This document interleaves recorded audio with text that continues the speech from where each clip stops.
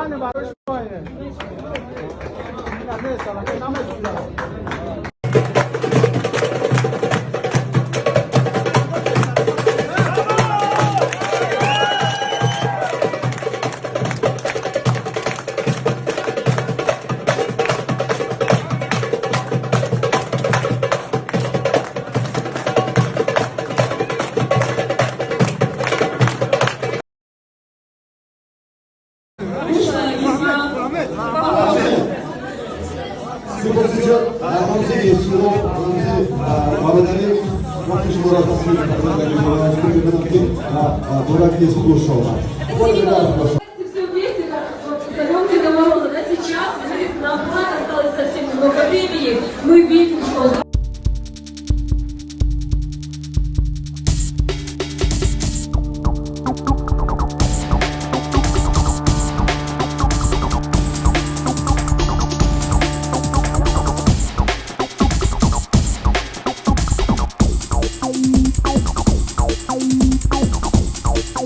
Ay